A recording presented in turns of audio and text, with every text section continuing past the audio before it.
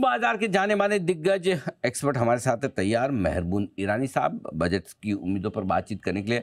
मेहरबून sir, बहुत बहुत स्वागत है आपका। इससे पहले कि मैं बजट पे आपसे सवाल पूछूं, पहले तो एक कॉम्प्लीमेंट आपको कि आपके राइट हैंड साइड में जो आपने ये गमला रखा है जिस पर ये ओरिजिनल है ना सर, ये जो पौधा लगा हुआ है आर्टिफिशियल तो नहीं ना? मैंने तारीफ कर दी बहुत सारी।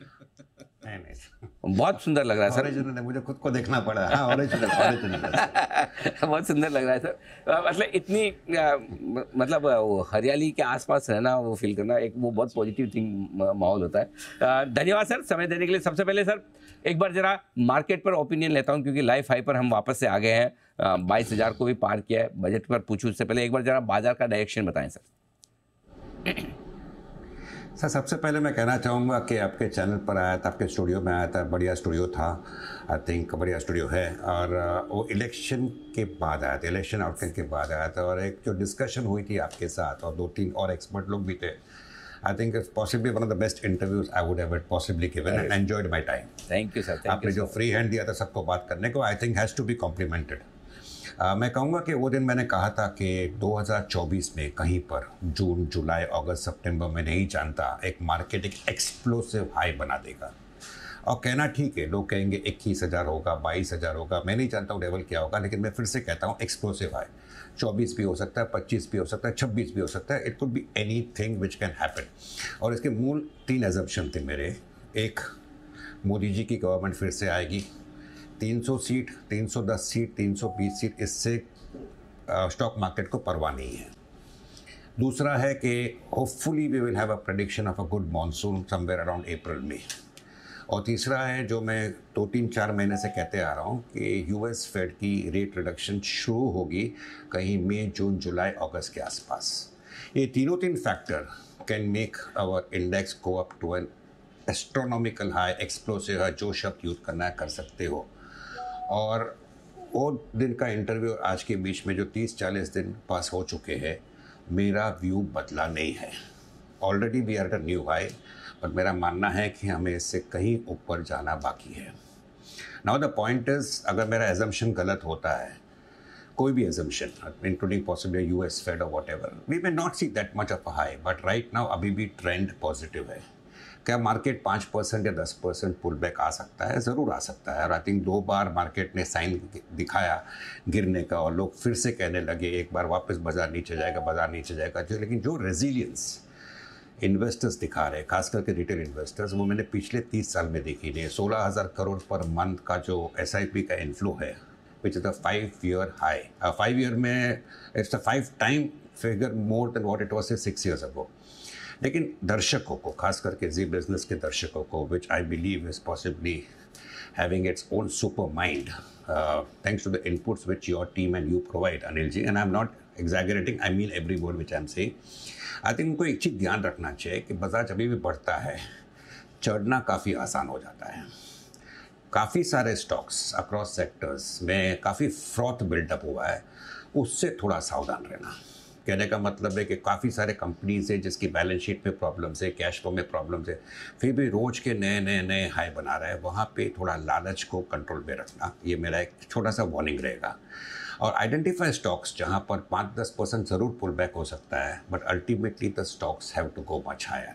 अगर ये 2 चीज़ का ध्यान रखते हो तो I personally believe at least the first half of 2024 is going to be very good for investors despite a pullback of 5-10% which can come.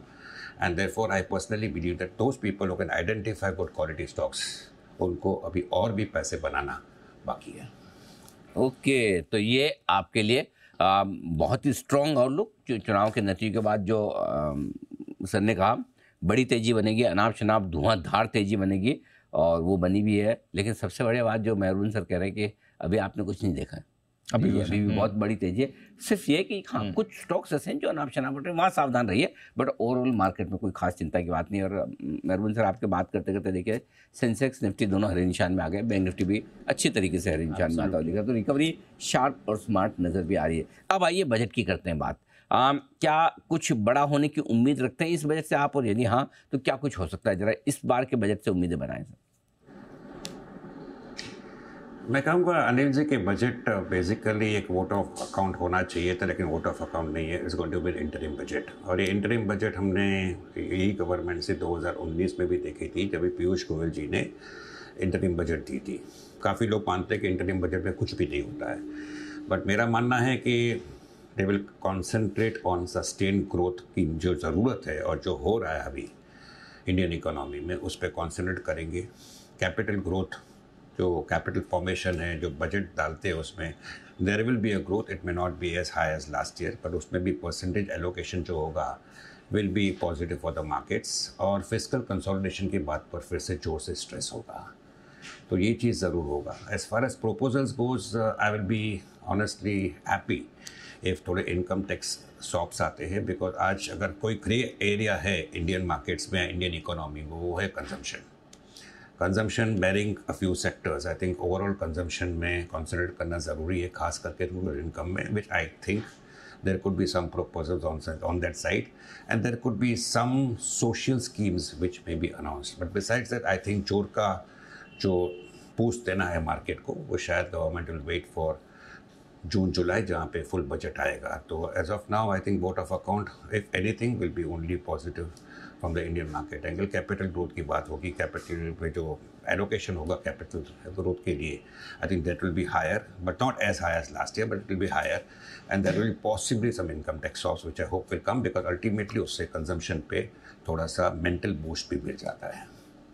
मेहरबान सर, अब थोड़ा ग्लोबल मार्केट पर भी आउटलुक में आपसे समझना चाहता हूँ, चूँकि थोड़े अमेरिकी बाजार भी बेहतर होने की कोशिश कर रहे हैं, ब्याज दरें घटने के फिर से थोड़ी वहाँ पर बातचीत चल रही है। बताएं सर, क्या कुछ बड़ी तेज़ी के संकेत वहाँ पर भी आ रहे हैं जैसे हमारे हैं?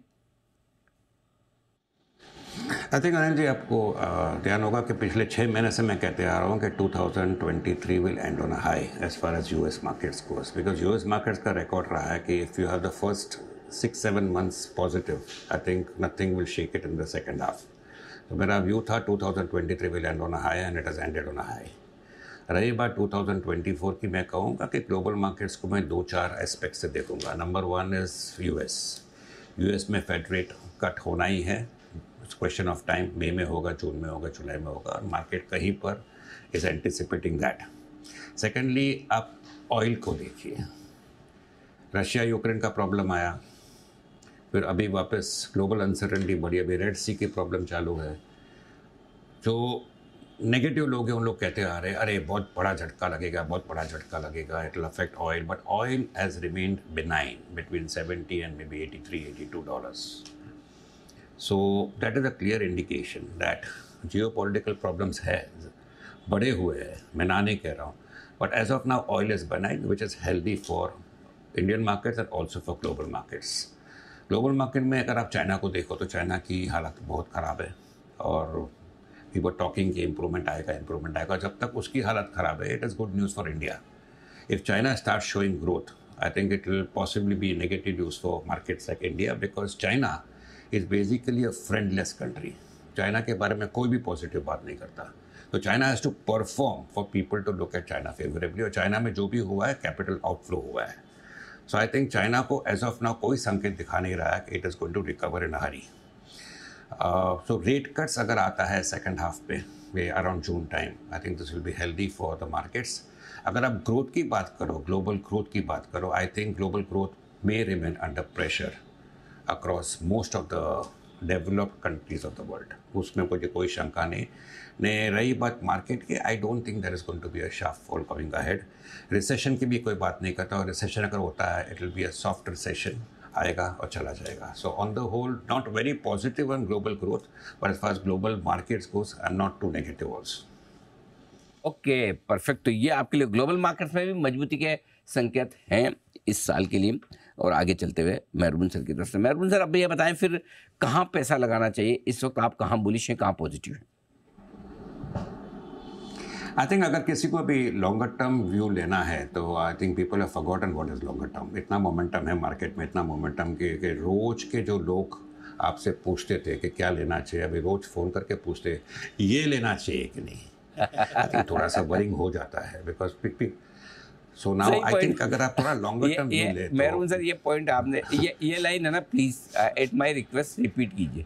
बहुत बहुत प्यारी लाइन है जो आपने बोली, जरा वापस बोलिए, हो सकता है लोगों का अननोटिस गई, वापस से बताइए। आप लोगों को परसों से जानते हो, लोग पूछते रहते हैं कि आप टीवी पे आते हो, अनिल जी से बात करते हो, इससे बात करते हो, कोई स्टॉक्स है क्या लेने लायक? ये परसों से सुनते आ रहा हूँ। अभी एक फेज़ आ रहा है मार्केट में कि वही लोग फ़ोन करते हैं, आप सोचते हो मैं कुछ स्टॉक देना चाहिए कि नहीं उसको ये टाइम में, लेकिन वो सामने से पूछता है, ईरानी सर ये स्टॉक कैसा लगता है, मुझे लगता है बहुत बढ़ेगा, मुझे लगता है बहुत बढ़ेगा। तो जो पूछने वाले हैं आज जवाब देने लगे सामने से, और आपको इंप्रेशन डाल रहे कि बढ़ेगा, और वो बढ़ता भी है। अच्छा, आपको तो कैसे आपको पता भी चला ये कहीं सब पर मेरे लगता साथ है, होता है? सही सही कहा। आपको कैसे पता? अरे अभी तो एयरपोर्ट पे भी हुआ। हाँ, आके सर ये बहुत अच्छा है, ये बहुत अच्छा है। मैं फिर ही बोलता हूँ, अब आपको और क्या बोला? आपको क्या, मैंने कहा आपको अच्छा लगता है तो अच्छा ही होगा सर। अभी अच्छा ये सही बोले मेरे को, आप किसी को खराब बोल भी नहीं सकते, क्योंकि अब बोलो और नेक्स्ट डे 10% ऊपर बोले अनिल जी को तो कुछ आता ही नहीं है। वैसा है ना सर? बेवकूफ है, फोकट का मैं इतने सालों से इज्जत दे रहा था उसको। सर आई थिंक इसलिए मैंने इसके पहले के सवाल में भी एक पॉइंट कहा था कि आपके जानकार दर्शकों को ध्यान देना चाहिए जहाँ पे काफ़ी फ्रॉड बिल्ड हुआ है। इसका कारण ये है कि मेरा 30 साल का अनुभव कहता है कि ऐसे मार्केट में जो छोटे मोटे कीड़े मकोड़े भी हाथी बनते हैं, आई थिंक काफ़ी सारे इंडियन प्रोमोटर्स भी फ़ायदा उठाते हैं sir. So there is a change of name comes, थोड़ा सा मेमोरेंडम में थोड़ा सा एडिशन डालते हैं, स्टॉक भाग जाता है कि मैं सोलार करूंगा, मैं हाइड्रोजन करूंगा, मैं ये करूंगा, मैं वो करूंगा, स्टॉक भाग जाता है। तो I think the only concern is this कि पीपल आर ग्रीडी।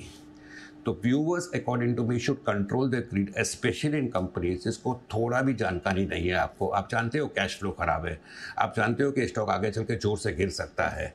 तो I think if that control is kept, I don't see any problem in 2024। मेरा वो कहना था। अभी आपने जो कहा पैसे कहाँ लगाने चाहिए, मैं कहूँगा कि किसी को भी थोड़ा सा लॉन्गर टर्म सोचना है कि इलेक्शन आएगा जाएगा, पब्लिक कहती है जीत जाएगी, गवर्नमेंट जीत जाएगी, मार्केट बढ़ेगा बढ़ेगा, उसके बाद क्या। तो मैं कहूँगा एनर्जी स्पेस है विच इंक्लूड्स पावर, और एक माइनिंग स्पेस है, इसमें मुझे बहुत लंबी तेज़ी दिखती है। तो शायद डिफेंस में हम लोग ने देखी पिछले 3-4-5 साल में, लोगों ने डिफेंस स्टॉक्स लिया और बेच दिया प्रॉफिट में, और आज पछतावा हो रहा है कि मैंने क्यों बेचा, क्योंकि जो स्टॉक्स हो गए थे, वैल्यूएशन हो गए डिफेंस स्टॉक्स के, नोबडी हैड एक्सपेक्टेड दैट। तो कहीं पर मुझे लगता है एनर्जी और माइनिंग में वही चीज़ होगा। They have gone up, I think they have a long way to go. लेकिन थोड़ा मोमेंटम में और परफॉर्मेंस सेक्टर्स की वाइज मुझे, I continue to like hotels, I like regional banks, I like capital goods, infrastructure, and I like PSU banks. ये सारे sectors जो मुझे पसंद आते रहे हैं, आज भी पसंद है। बट थोड़ी लंबी तेज़ी करनी है, अच्छा पैसा कमाना, थोड़ा सा इन्वेस्ट करना है, I would say energy space and mining space look the best bet. Okay, तो आपके लिए निवेश करने के लिए आज से अभी भी काफ़ी ऐसे बढ़िया मौके हैं जहाँ आप पैसा लगा सकते हैं। पसंद है आप मेहरबून सर को, और कहीं से सही थोड़ा सावधान रहने की अगर सलाह है, जहाँ से दूर रहें। मैं कहूँगा कि I have been quite negative on agrochemicals, pesticides. आज भी मेरा व्यू चेंज नहीं हुआ है। स्पेशलिटी केमिकल्स के बारे में काफ़ी लोग कहते हैं कि साइकिल टर्न हो गया है, लेना चाहिए। There could be a rally, ना नहीं कहता हूँ, लेकिन जो टर्न अराउंड का टाइम है, आई पर्सनली बिलीव 1-2 क्वार्टर बाकी है। तो अगर आप 1 साल के बाद अगर देखोगे तो speciality chemicals shares will be higher, but in the interim period एक और फॉल आ सकता है, मेरा पर्सनल व्यू है, आ सकता है, because market somewhere is more positive than what I feel they should be positive about, because ये सेक्टर में अभी भी वाइल कैपेसिटी बढ़ाई है सब कंपनीज ने, demand has not picked up. तो नतीजे wise there could be some कमजोरी कमिंग इन सम कंपनीज, और stocks can react negatively, which will provide a good entry level from the longer term, exactly जो IT में हुआ है। नतीजे के बाद शेयर घटते नहीं है, क्योंकि घट चुके हैं, and then suddenly there is a rebound, short covering होती है, and then people start thinking for the longer term. ये स्पेशलिटी केमिकल्स में अगले 2-3-4-6 महीने में भी होगा, कि मेरा पर्सनल मानना है। ओके, तो ये है आपके लिए राय इस वक्त इन सारे सेक्टर पर। मेहरबून सर, बहुत बहुत धन्यवाद आपका समय देने के लिए। जल्द आपसे फिर थैंक यू मुलाकात होगी। Sir, thank thank you so much. Sir.